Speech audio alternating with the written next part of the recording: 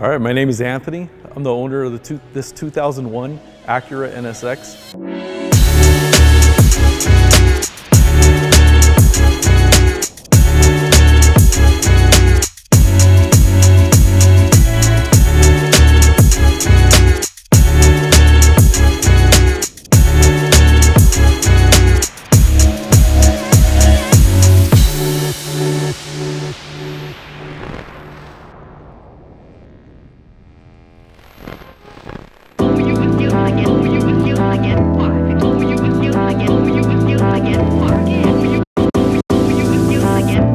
Currently it has a Marga Hills almost full body kit, front fenders, side skirts. It's running Volk TE37s with Toyo R888Rs.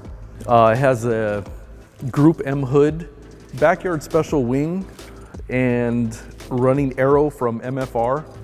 It has a lot of rare JDM parts, including the titanium ARC exhaust.